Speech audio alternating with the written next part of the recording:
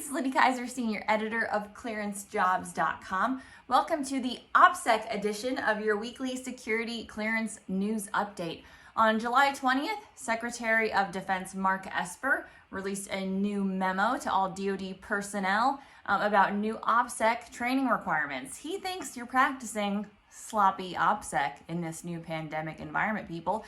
And so in response, there is a new 4-module OPSEC training out there that all DoD personnel, civilians, again, military personnel, civilians, and contractors are required to complete within the next 60 days.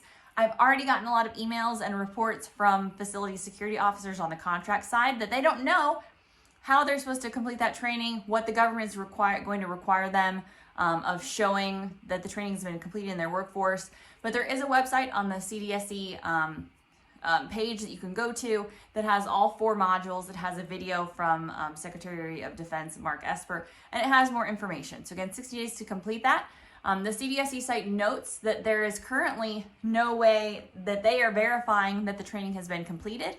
So when individuals do that training, you need to print off the completion sheet when you're done and to show that you completed it. So for a lot of FSOs, probably going to require their personnel to email that to them, and then they'll keep that on record. Military, defense, civilians doing the same thing. Encourage you, if you take the training modules, to make sure you print that, because the only thing worse than doing one mandatory OPSEC training module is having to do it twice because you forgot to print off the certificate. Already some issues with load time. The first module is currently unavailable as the time I'm recording this due to updates they're making. All of them I've heard are running slowly because of the high volume of people. Department of Defense has a lot of people, and so getting all those people through a new OPSEC training requirement in 60 days, again, a lot of people are rushing to complete it right away so they don't forget. I'd do that, or I might do it the very night before somebody told me it was due. But high volume of traffic on those sites right now. Again, a lot unknown about how they're going to be providing, who it's including, because again, DoD civilians, it's on-site DoD civilians. So is that only folks that are currently going into an office? If you're a contractor and you're normally on-site, but you're currently off-site due to the pandemic, do you have to complete the training?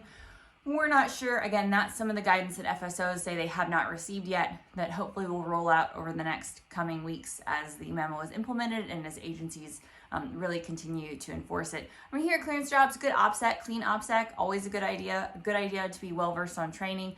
Some of the things that they're talking about in the training relate to disclosures of CUI information. So that's kind of the sensitive but unclassified information. So it's not secret, it's not top secret, but it's that for official use only type of information. A lot of the training also addresses not sharing even classified information with other people who have a clearance unless they have the need to know.